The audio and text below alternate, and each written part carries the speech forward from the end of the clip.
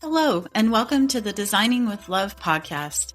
I am your host, Jackie Pellegrin, where my goal is to bring you information, tips, and tricks as an instructional designer.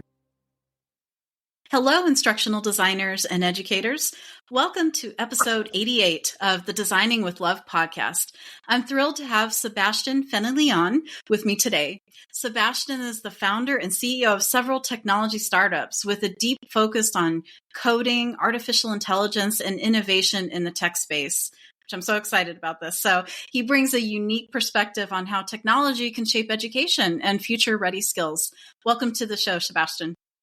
Thank you so much. It's really a pleasure, Jackie, to have me here and share some of my expertise with you, both in design, AI, very deep infrastructure around tech, and the thing that I'm building right now with privacy and AI. Great. I love that. Yes.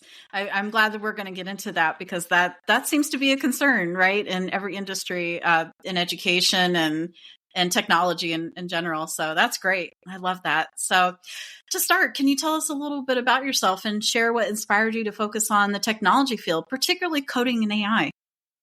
Definitely. So, when we grew up in a very small country, Haiti or Haiti, if we call it this way, this technology wasn't something that came naturally because we don't have the infrastructure, we don't have the equipment. We're not really a country that is even remotely able to get infrastructure for electricity or internet connection.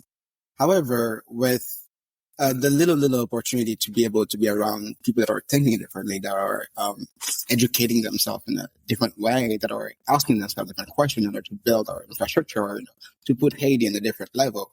I was able to be around these people very young and be able to build things and be able to impact or understand that they're with resilience and with the ability to understand that you can make an impact no matter who you are or where you're from or what the tools that you have around you.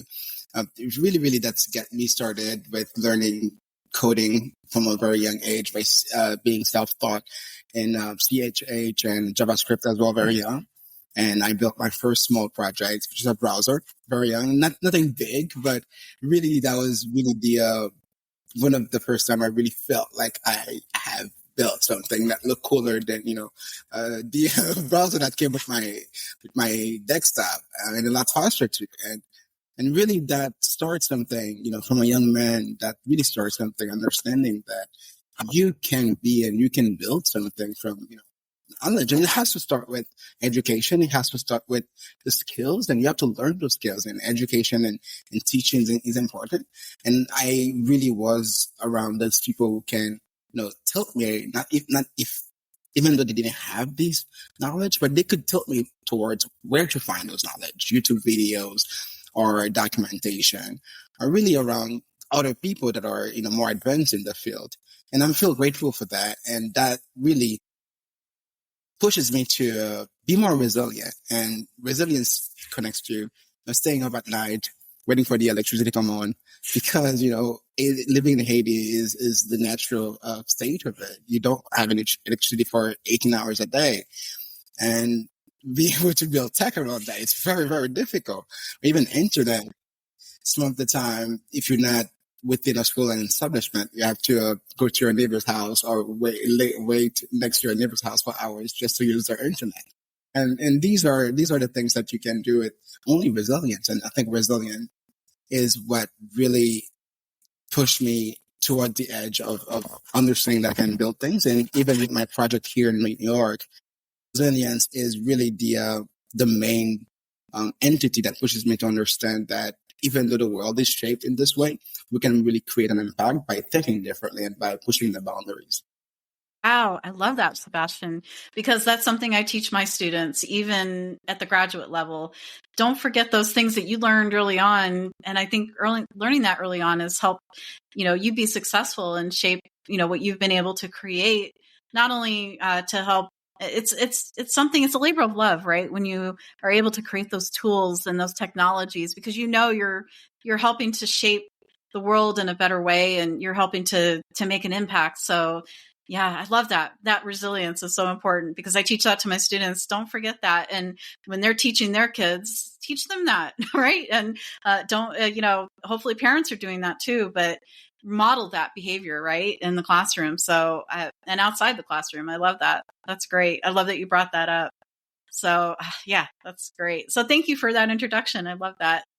So you've, as I mentioned in the introduction, you've built startups and you've worked, as you mentioned, at the forefront of emerging technologies like building your first browser like that. So from your perspective, how can coding and AI be introduced in ways that truly benefit learners in K through 12 or even higher education environments? So coding definitely is really the tools or the languages able to connect from an idea to a software. And that's how coding existed. And that's how we have learn and use coding in order to take an idea to something that exists in the software or even hardware as well.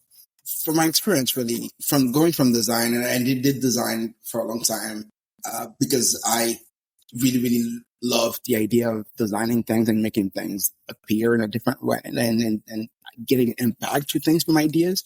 And I think that's what coding gives you as well. It gives you the ability to create and to empower. And with AI, now it creates the speed of work from 1 day to 6 months. Now you can build things within a week, what you can do in 6 months, right? But right. yeah, it has to start with understanding of that language model, right? Understanding if you're building a platform, understanding what it takes to build a system around that platform and what languages is best for that platform itself. First of all, what language do you know for you to understand how to build that platform? And that's important because in order for you to create a system and create anything that exists, you have to know what are the things that I need to understand and to build as a framework around that platform. And a lot of people miss that. We had heard about a lot of, platform that allows you to build platforms and like from a prompt. They do exist in some way, but one day you'll wake up and you understand that you need to understand every single part of that system in order for you to give your own impact and for you to make it, go from a real idea, because the response that you're getting from those platforms is a generic response because these AI, giant AI responses are broad and they give you the same response for everybody, right? So what you're getting is really a very, very generic response for everyone. So everyone's platform will be the same. And that's not truly an idea, really. That's just a product, right? That you're replicating for everybody, right? In order for it to be an idea, in order for it to be a product, it has to come from self, right? It has to come from being able to manage those different, languages, how to manage different sectors or systems of that platform that you're building. And that comes from understanding the languages. And now, from saying that, it's because now I went to many boot camps and I really found ways to understand a language within 2 weeks. And I think everyone can do it. It's not easy, but I would recommend everyone to try to push themselves we call it the 100-hour program, where you put yourself, go on YouTube or go on any another platform, allowing you to learn a language, coding a language in 100 hours. And I believe 100 hours is all you need for you to be able to make an impact and build anything of value, right? And it's really, really the base, really understanding, making an impact and getting those skills like off the bat. And then you can use AI in a more elevated way to empower and build faster. Wow, I love that. And I've noticed too with education, I see children at younger ages, even in the I'm not sure how young they are, but like K through 12. So even before they get to high school and college, they're already doing coding exercises and taking those creative approaches. And so their teachers are doing that. So for example, I had a student in one of my classes in my graduate class, and she teaches science and she teaches technology classes. And she had a 5th grade class and she was teaching them how to do coding, Sebastien. It was amazing. And I was like, wow.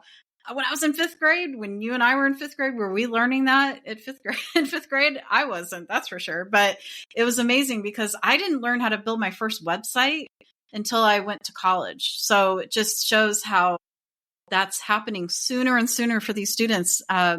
And one of my other guests that I had on recently, she talked about Generation Alpha and how they're in front of screens all the time. So I think that's important to get them in front of that technology and get them exposed to it early on, right? So that Yeah, they can definitely. have that. Yeah. And it comes all around resources, right? Right. And when we were very young, we didn't have the resources to give every single kid a laptop with all these tools in front of them. That was so expensive back then. And right now, with all these platforms that exist and all these technology, it's very, very easy for you to put that in front of them and give them context. And that really is the key to all kind of knowledge is context, really. You're not going to give them, a huge system of ML model for them to understand, but you can start very small by sharing with them what are the key elements for HTML page, right? And this, no one knew this from college or from high school, but you now can teach in high school, K-12 easily the basic of an HTML page and able to really code an HTML page in 6 weeks. And that is really what people would go to boot camps around 10 years ago and pay thousands and thousands of dollars for, right? And it's not just the fact that we're getting smarter. It's not really about that. It's more about information flows faster.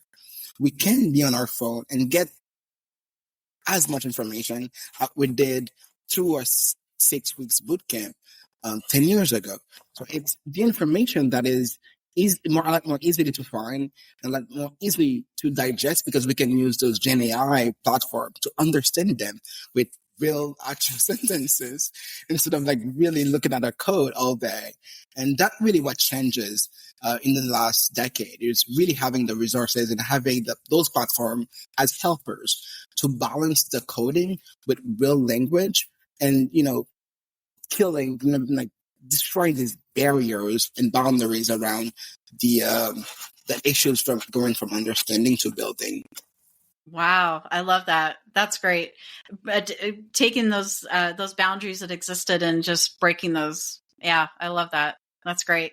So as you know, many of my listeners are instructional designers and educators they're curious about using AI tools in their own work. Even me a year ago, I was like, how do I approach this? What do I do? So what opportunities do you see for AI in making teaching and learning more engaging and effective? Sebastien, I think. Sorry. That's okay.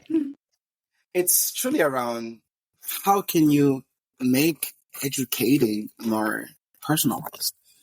And I think that's why AI tools allows us, or AI itself allows us, is the power to educate each and every student like a lot more detailed, a lot more personalized. And we were never able to do this because we never had the tools. Now with AI and what we can do, we can allow ourselves to dissect and dismantle this kind of like, unified education or like one for all type of education and connect to each and every student as a singular way and teach them in a very, very singular way. And how can we do that is with tools that allow us to do lesson plan assistance.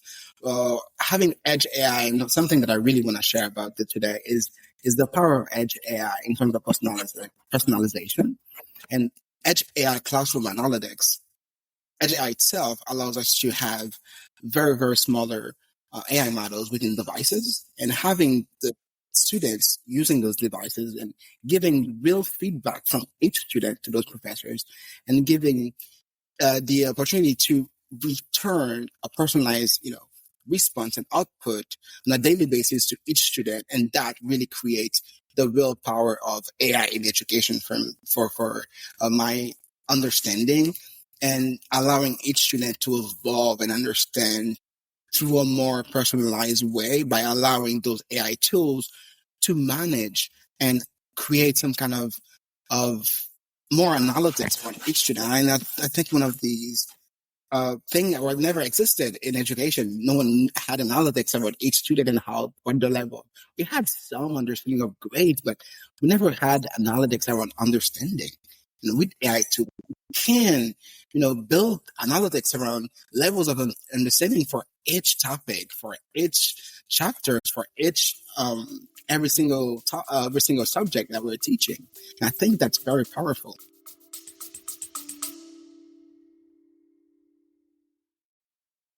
Hello, I have some exciting news to share with all of my listeners.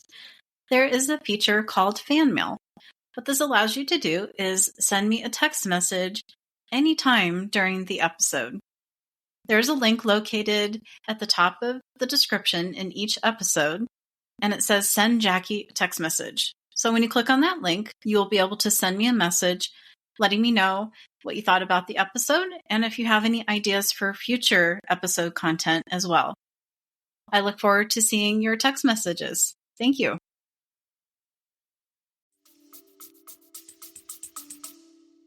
I love that. Great.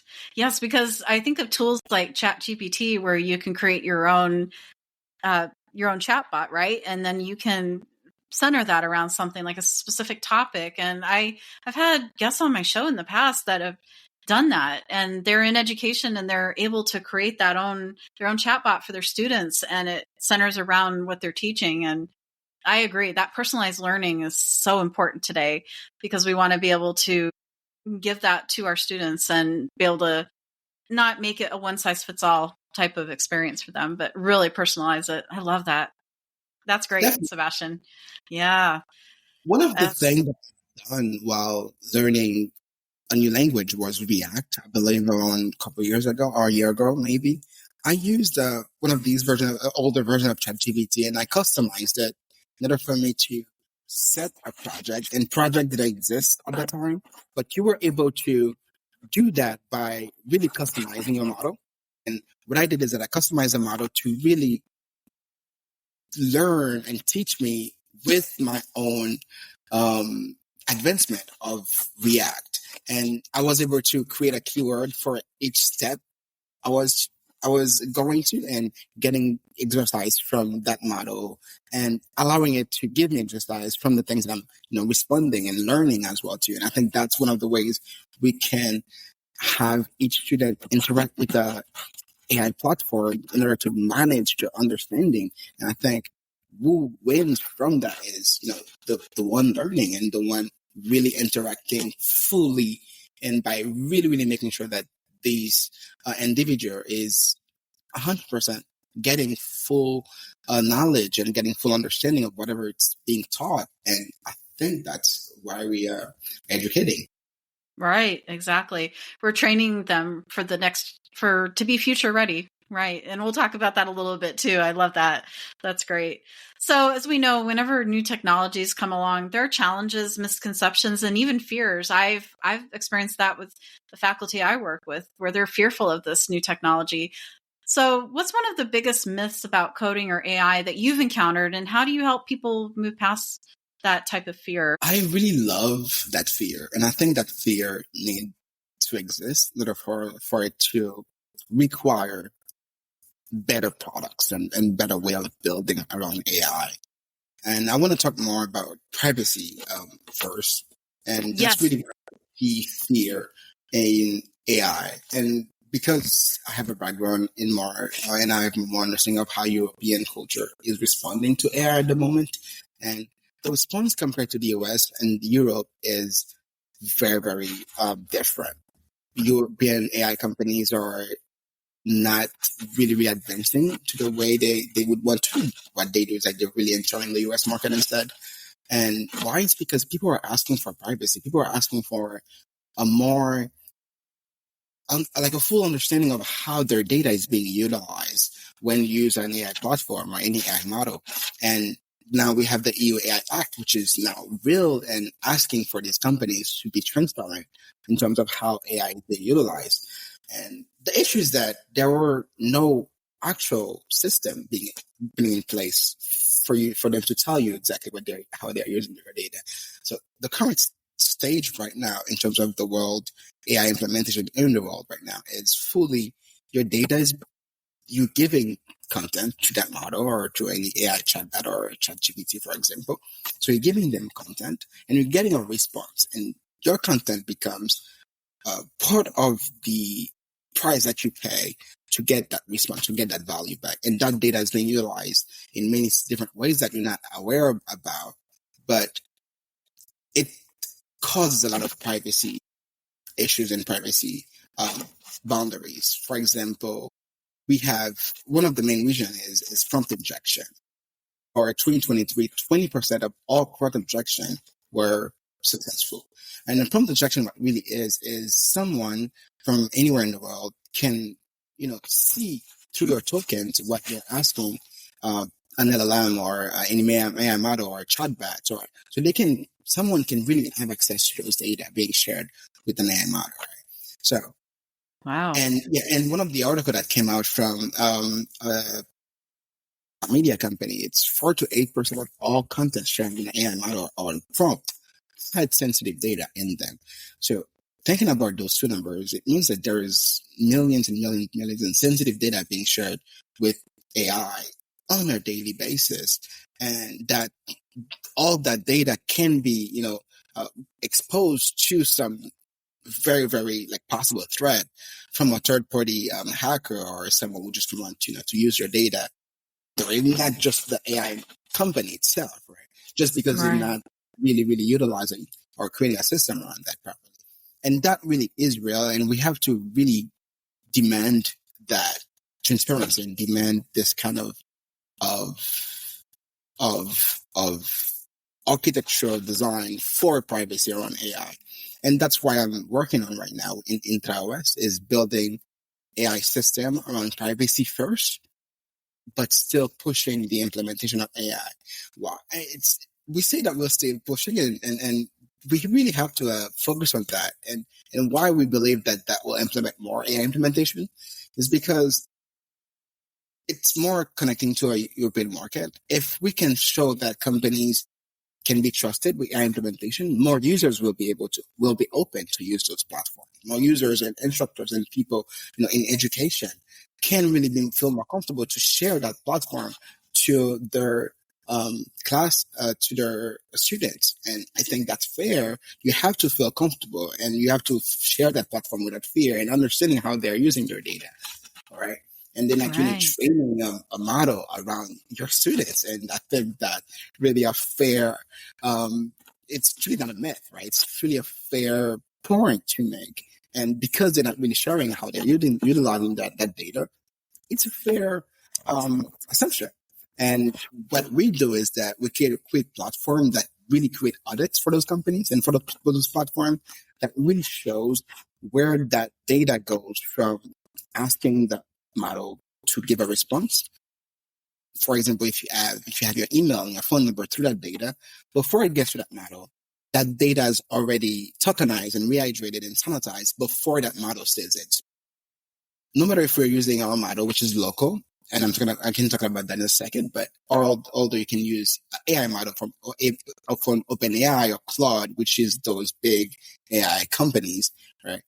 That data will not get there, but you're still going to get the same powerful output and powerful research or whichever component you want to get from that model or responses you want to get from that model. You're still going to get that back, but without them seeing or utilizing that data, your personal data, right? So email and phone number. And we have a list of more and more sensitive data that we don't think about on a daily basis, but still exist. And because we want to make sure that we are aware of phone and email, but what about social security numbers? What about information connected to an image that has your location in it? And what about URL that we're sharing through our AI model that has a pre-connection in it to your own personal computer or location? And these are some things that we don't think about. And I do too. I share everything with AI sometimes just because that's what exists, right? And because we want a powerful response, we have to use it. But we need to start asking for, these kind of architectural design, and they can build it. And why? It's because we have built platform with local models, and local models is a model which is edge AI based, where you have a device and you're allowed to insert an AI model. So you heard of GPT 3.5 or GPT-5, right? So these are models that OpenAI has built, and you can take different models, but because these are just among us and they're giant, and it's almost impossible for you to have them on a single device in terms of space. But you can build models, different AI models that can live within those devices and be accessible offline, no access to your data, and no access to the cloud. So that those companies have no access to like filter and get that data because that data lives within that device. And also because it's local, there is no internet access. There was no way any prompt injector can find that data because it's not going through a system of token through a AI cloud to access a response. So you're fully safe in many levels, which is incredible. And we're able to show, and that's really the value that we want to share. We want to show that we can build better infrastructure on AI implementation, and we can actually show people that AI can be trusted without just giving great, powerful output at the cost of their privacy. Right. That's so important. I like that, Sebastien. And, it kind of makes me think of something too. Is this similar to like a closed AI model? Because I have that where I work because we have proprietary curriculum. And so we can't use ChatGPT, we can't use Claude or any of those tools. Now, students can use it, but as faculty and as staff, we can't use those tools, especially with curriculum.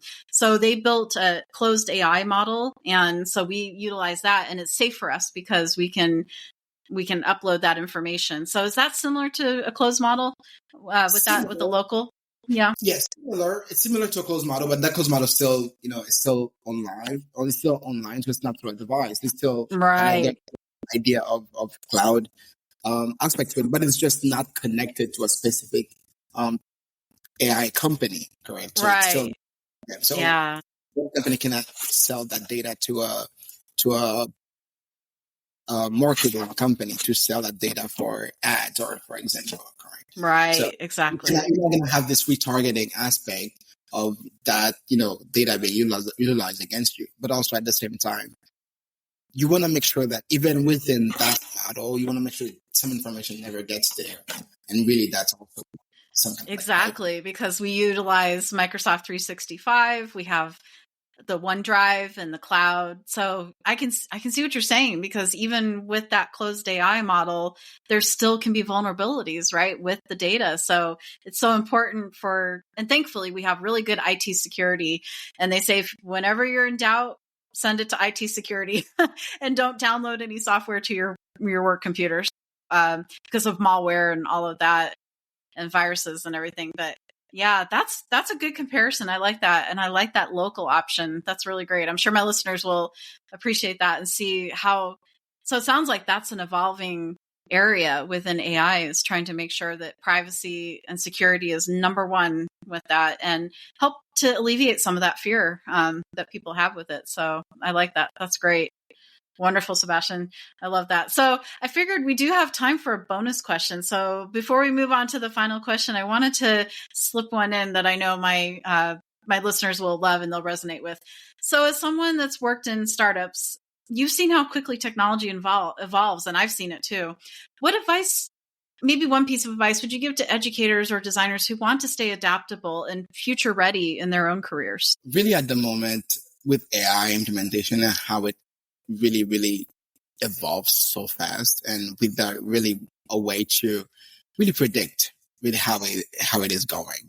I think it's just putting yourself in a place where you're always learning, and really, really that is the only way to really keep up with this big noise around AI and bubble. Really, it's just keep learning and keep pushing yourself to really learn towards the thing that you want to build.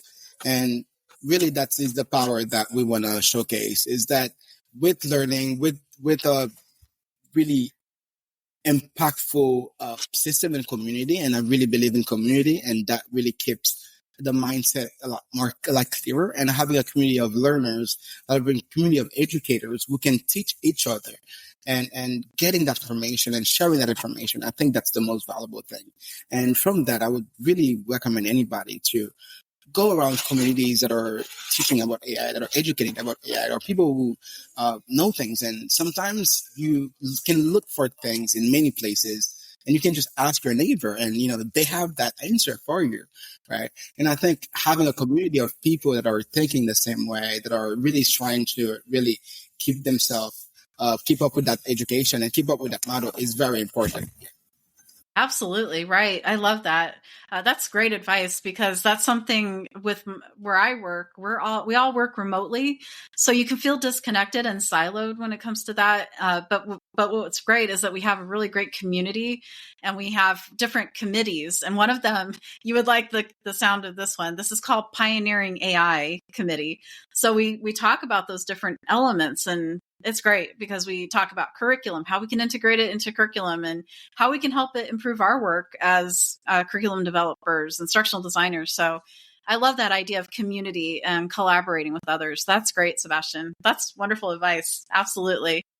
Great. So as we wrap up, based on your own journey as a founder and technology leader, what's one piece of encouragement or advice you would give to listeners who are looking to transition into fields like technology or instructional design? Because we know instructional design has a lot of technology pieces in it, or they're just starting out in one of these fields. What kind of advice would you give them?